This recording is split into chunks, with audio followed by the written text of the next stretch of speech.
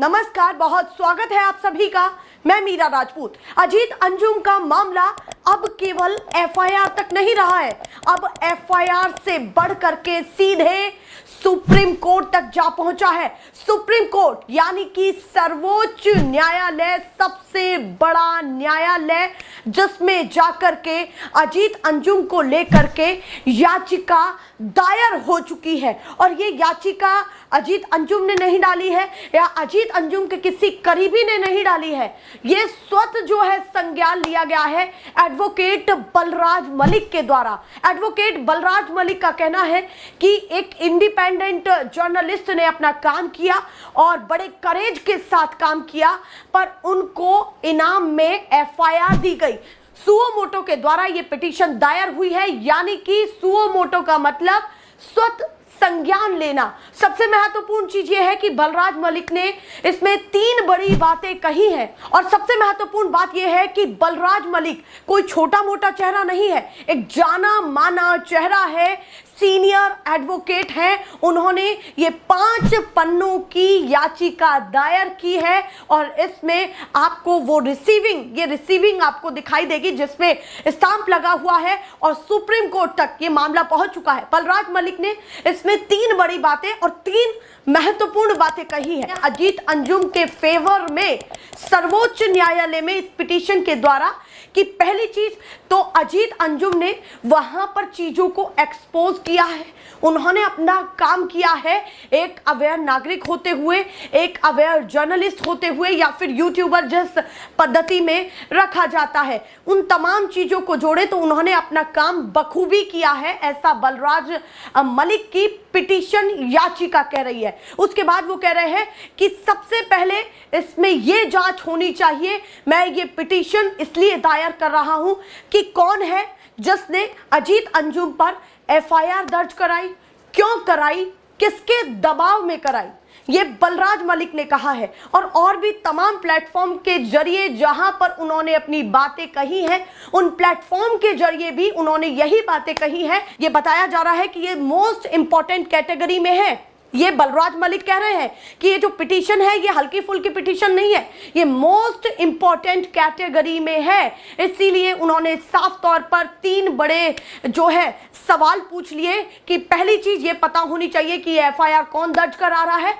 दूसरी बड़ी चीज कि अजीत अंजुम पर जिस तरीके से ये मामला दर्ज हुआ है, ये तो कहीं ना कहीं इस पर उल्टा इन्वेस्टिगेशन होनी चाहिए थी इनकी वीडियो को लेकर के। और तीसरी बड़ी चीज ये कि इस पर तुरंत स्टे लगना चाहिए। इसीलिए बलराज मलिक कह रहे हैं कि ये मोस्ट इंपॉर्टेंट कैटेगरी में सुप्रीम कोर्ट में पहुंच चुका है और सुप्रीम कोर्ट अब इसको लेकर के क्या बड़ा संज्ञान लेने वाला है ये अब आगे सुप्रीम कोर्ट बताएगा। बलराज मलिक ने इस मामले को एक अलग ही रूप दे दिया है अपनी इस याचिका के द्वारा। अपने आप में काफी महत्वपूर्ण हो जाता है कि मामला अब ना एफआईआर पर रहा, ना बिहार के ग्राउंड पर रहा, ना अजीत अंजुम के यूट्यूब चैनल तक रहा। अब ये मामला सीधे सुप्रीम कोर्ट जा पहुंचा है और बलराज मलिक ने इसमें पिटीशन दायर करके कई महत्वपूर्ण बातें कही हैं जो मैंने अभी आपको बताई। उसके साथ साथ ये भी काफी महत्वपूर्ण हो जाता है कि जब ये सुप्रीम कोर्ट तक मामला पहुंच चुका है तो इसमें क्या क्या एंगल निकलेंगे, क्या क्या आप सोचिए जरा। उन्होंने कहा कि हमें उम्मीद है कि इस मामले को जल्द से जल्द संज्ञान लेकर के उचित कार्रवाई की जाएगी। तो कहीं ना कहीं बलराज मलिक अपने मामलों को लेकर के पूरी तरीके से अग्रसर सुप्रीम कोर्ट में हो चुके हैं, सर्वोच्च न्यायालय में हो चुके हैं। विपक्ष के बड़े बड़े नेताओं ने, क्या राहुल गांधी, क्या तेजस्वी यादव, क्या और तमाम चेहरे जो अलग अलग राज्यों के हैं, उन्होंने सभी ने इस वीडियो को रीट्वीट किया, सोशल मीडिया पर शेयर किया, धड़ाधड़ ये 48 घंटों में काफी शेयर हुआ है। और उसके बाद दूसरी वीडियो शेयर हुई जो पटना से एक और उन्होंने एफआईआर दर्ज होने के बाद बनाई। तो कहीं ना कहीं अजीत अंजुम के पास अपने एक फैक्ट्स हैं जो उन्होंने ग्राउंड पर देखे हैं, तो कहीं ना कहीं उन पर भी बात हो सकती है कि अगर एफआईआर दर्ज की गई है तो उनकी वीडियो में क्या कुछ गलत है, और अगर गलत है तो जो क्या रिकॉर्ड किया गया है वो गलत है। बहुत सारे अलग अलग तथ्य हो सकते हैं उनके इस मामले को लेकर के। सबसे महत्वपूर्ण चीज ये है कि जिस तरीके से विपक्ष भी अब इसको लेकर के खुला मोर्चा कर चुका है, तो क्या विपक्ष कुछ बड़ा करने जा रहा है? क्योंकि विपक्ष ने तो लगातार सवाल उठाए थे और इसको ये देखा जा रहा था कि विपक्ष का तो काम ही विरोध करना है, पूरी तरीके से विरोध करना है। पर जिस तरीके से अब वीडियोस, जिस तरीके से प्रक्रिया पर सवाल उठाए जा रहे हैं, उसके बाद मामला किसी और रुख तक जा पहुंचा है और चुनाव नहीं, मतदाता नहीं, मतदाताओं के मत के रिएक्शन नहीं, इस बार चुनाव आयोग सुर्खियों में बना हुआ है। तो कहीं ना कहीं मामला एक अलग रूप ले चुका है। बलराज मलिक ने कई महत्वपूर्ण बातें कही है जो मैं आपको बताना चाहती हूं। बलराज मलिक ने जिस तरीके से यह भी कहा है कि जो ये एफआईआर अजीत अंजुम पर हुई है, ये किसी और पर भी हो सकती है। उन्होंने कहा कि इस पर एक गाइडलाइन भी होनी चाहिए। जिस तरीके से अजीत अंजुम ने वीडियो बनाई तो उस पर इन्वेस्टिगेशन होनी चाहिए, चाहे वो गलत हो चाहे सही हो, इन्वेस्टिगेशन होनी चाहिए। उसके साथ साथ वो ये कह रहे हैं कि हम ये चाहते हैं कि अजीत अंजुम के एफआईआर पर तुरंत बिल्कुल स्टे लगना चाहिए। और तीसरी बड़ी चीज और तीसरा बड़ा एंगल जो मैं आपको बताना चाहती हूं वो ये भी है कि आपको याद होगा, मुश्किल से मैं बताऊं तो 2 से 3 दिन गुजरे हैं नितिन गडकरी के बयान को, मात्र 2 से 3 दिन, जब उन्होंने ये कहा था कि सत्ता में रहकर के लोग अहंकारी हो जाते हैं। ऐसा बयान तो उनका बहुत दिन पहले निकल करके सामने आया था, पर 2 से 3 दिन पहले उन्होंने नागपुर के कार्यक्रम में ये बातें कही थी कि सत्ता को लेकर के ऐसे भी लोग होने चाहिए जो सत्ता से सवाल करें, कुछ लोग ऐसे भी होने चाहिए जो मुद्दों को उजागर करें, ऐसे जुझारू लोग होने चाहिए और ऐसे जुझारू लोग जो है समाज में है। तो कहीं ना कहीं नितिन गडकरी का वो बयान अजीत अंजुम की इस वीडियो के बाद याद आ जाता है। चाहे जिस तरीके से उन्होंने बड़ा आरोप लगाया है, बड़ा दावा किया है, उसमें क्या है सच्चाई, क्योंकि इन्वेस्टिगेशन की बात बलराज मलिक ने कही है। तो कहीं ना कहीं इस बात को तो सर्वप्रथम रखा जाना चाहिए कि वो चाहे झूठ है या सच, उस पर इन्वेस्टिगेशन होनी चाहिए। और नितिन गडकरी जो सत्ता में बैठे हैं वो तो खुद ये चाहते हैं कि जो भी मुद्दे हैं या फिर जहां पर लगाम नहीं है वहां पर कसाव होना चाहिए। तो आखिर ये मामला क्या बड़ा और मोड़ लेने वाला है नहीं पता, पर मैं जाते जाते आपको अजीत अंजुम की एक छोटी सी क्लिप सुनाना चाहती हूं जिसमें उन्होंने कुछ घंटे पहले फिर से अपनी बातों को रखा है और साझा किया है, वो भी सुनिए। फिलहाल के लिए नमस्कार दोस्तों, ये वो वीडियो है जो कल मैंने पटना ज़िले के एक ब्लॉक ऑफिस में रिकॉर्ड किया है। SIR यानी स्पेशल इंटेंसिव रिवीजन के तहत जिस तरह से बिहार में करोड़ों मतदाताओं के नए सिरे से फॉर्म भरवाए जा रहे हैं, अपलोड किए जा रहे हैं, उसमें कितना फर्जीवाड़ा है और कितना फर्जीवाड़ा हो सकता है, उसके सबूत के तौर पर यह वीडियो है। 3 मिनट कुछ सेकंड का ये वीडियो कल मैंने खुद अपने मोबाइल कैमरे से रिकॉर्ड किया पटना ज़िले के फुलवारी शरीफ ब्लॉक ऑफिस में। लेकिन इस वीडियो को कल मैंने दिखाया भी था अपने चैनल पर और इसकी बहुत चर्चा भी है, हड़कंप भी है। और हड़कंप इसलिए कि इस वीडियो में जो कुछ दिख रहा है 3 मिनट के ही वीडियो में, 3 मिनट क्या 3 मिनट 16 सेकंड के वीडियो में, उसके बाद SIR में हो रही गड़बड़ियों के बारे में ना कोई सबूत चाहिए ना कुछ कहने की ज़रूरत है, क्योंकि इस वीडियो में सब कुछ दिख रहा है। जो वहाँ हो रहा है वह हो क्या रहा है कि एक ब्लॉक ऑफिस के भीतर एक हॉल में 30, 35, 40 के आसपास BLO सुपरवाइजर बैठे हैं। सबके पास सामने सैकड़ों फॉर्म्स हैं, सब फॉर्म्स भर रहे हैं। उसमें से कुछ BLO फॉर्म खुद ही भर रहे हैं, वोटर के नाम भी वोटर के खुद भर रहे हैं और दस्तखत भी वोटर के खुद कर रहे हैं। मतलब एक BLO कई वोटर्स के फॉर्म खुद ही भरकर खुद ही वोटर के फर्जी दस्तखत कर रहे हैं। 2025 की वोटर लिस्ट बगल में रखी है, उससे मिलाकर खाली फॉर्म पर उनके नाम लिखकर और उनके दस्तखत कर रहे हैं। मतलब पूरी तरह से फर्जीवाड़ा। तो ये रिकॉर्ड मैंने कल किया फुलवारी शरीफ में। अब इस वीडियो को लेकर बहुत सारे लोगों ने सवाल पूछे कि ये कैसे रिकॉर्ड हुआ, मोबाइल से आपने कैसे किया। बहुत सारे मैसेजेज आ रहे हैं और चूँकि मुझे पर्सनल मैसेज भी आए, क्योंकि इसमें आखिरी में एक आदमी आता है और उसके बाद मेरे मोबाइल कैमरे पर वो हाथ से एक तरह से कहें मेरा मोबाइल झपटने की कोशिश करता है जो इसमें दिखता है। तो बहुत सारे लोगों को चिंता भी थी कि क्या हुआ। तो मैं इस रिकॉर्डिंग की कहानी और इस वीडियो में क्या है फ्रेम बाय फ्रेम एक बार फिर से आपको दिखाना चाहता हूँ, क्योंकि यही वो सबूत है जो दुनिया के किसी भी अदालत में गवाही देगा कि एसआईआर में हो क्या रहा है। 7 करोड़ 90 लाख वोटर और 7 करोड़ 90 लाख वोटर में से 2 करोड़ 90 लाख वोटर 2003 की लिस्ट से बाहर वाले, जिन्हें तमाम तरह के दस्तावेज देने थे, लेकिन अब बिना दस्तावेजों के तो फॉर्म जमा हो रहे हैं, लेकिन फॉर्म जो अपलोड हो रहे हैं इसमें वो फॉर्म वोटर ने नहीं भरे हैं, वो बीएलओ भर रहे हैं, दस्तखत भी बीएलओ कर रहे हैं। एक बीएलओ तरह तरह की हैंडराइटिंग से तरह तरह के स्त्री पुरुष सबके नाम खुद ही लिख रही हैं। तो पहले ये कहानी सुनिए, हुआ क्या दरअसल। अच्छा, मैं जान रहा था कि फुलवारी शरीफ अंचल का ऑफिस है, क्योंकि बाहर बिल्डिंग में ऊपर सब लिखा था। मैं जानबूझ के इस तरह से बात कर रहा था जैसे अननोइंगली मैं सवाल पूछ रहा हूँ, मुझे कुछ नहीं पता है, स्ट्रेंजर हूँ, मैं नहीं जानता हूँ, ताकि उन्हें लगे नहीं कि कौन आदमी है। अब ये आपने देखा बात, ये लोग सुपरवाइजर हैं, सबके पास ये 100 टिकट्स जैसे पूरा बंडल रखा हुआ है, ये पूरा बंडल है, ये बंडल पूरा मेरे ख्याल से सब सादा बंडल है, इसमें किसी में कुछ नाम नहीं लिखा हुआ है, मतलब ऊपर जो चुनाव आयोग का है और उसके बाद सब अधूरा भरा हुआ, कुछ भी सारे कॉलम खाली, पीछे कोई सिग्नेचर नहीं है, और ये सब लोग दनादन इसमें भर रहे हैं।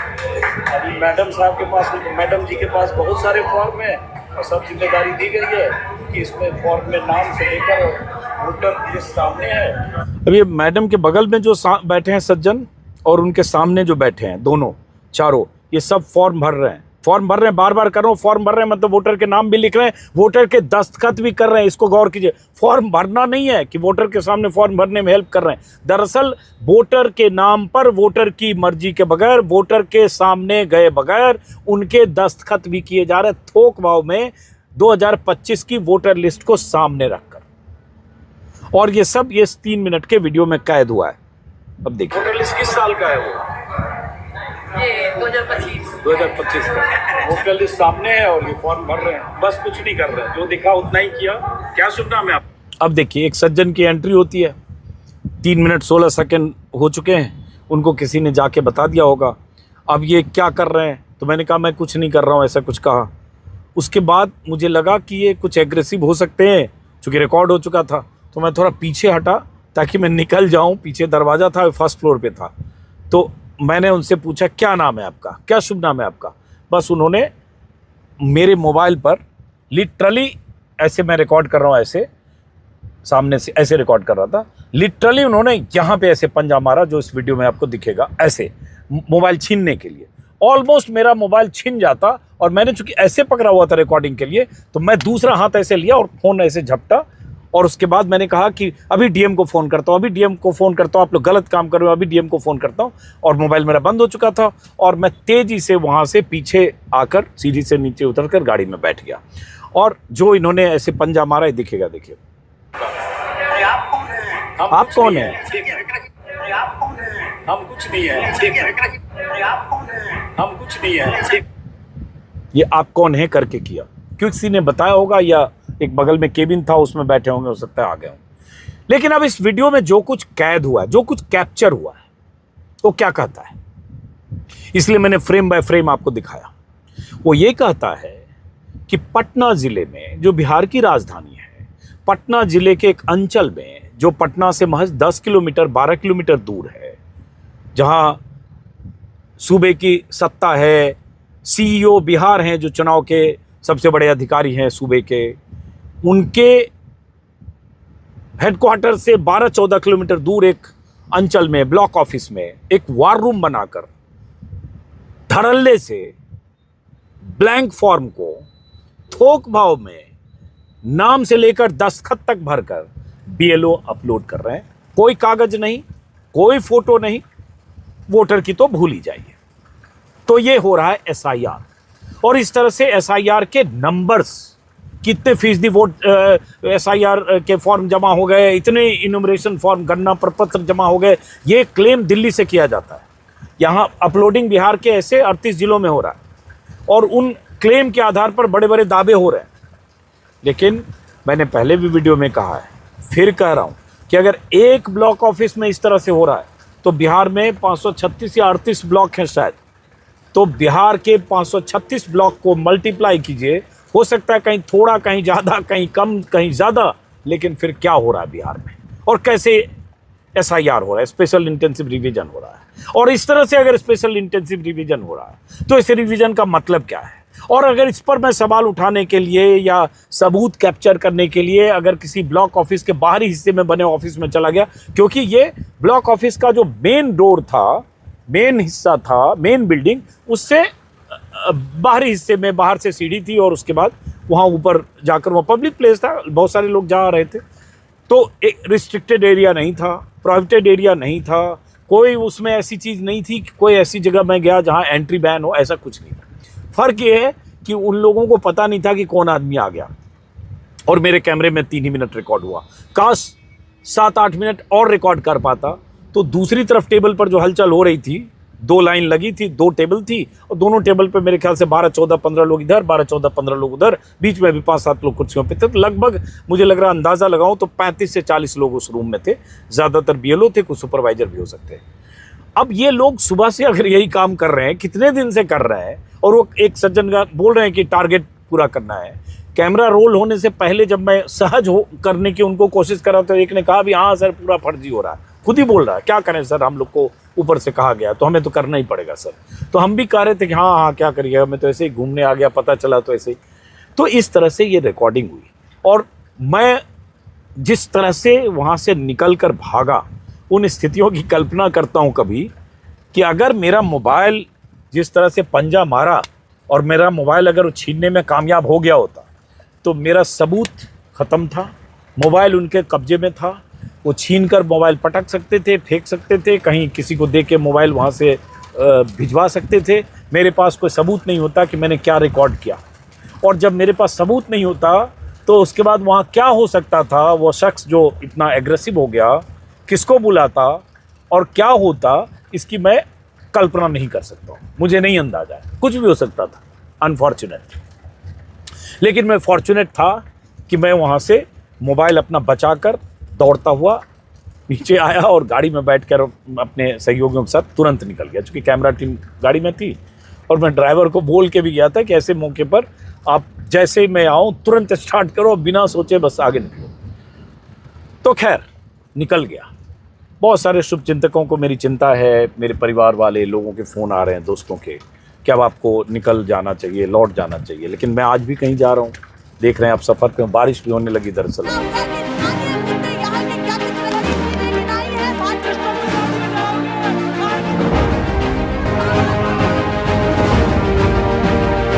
नेशनल पिलर, देश की आवाज।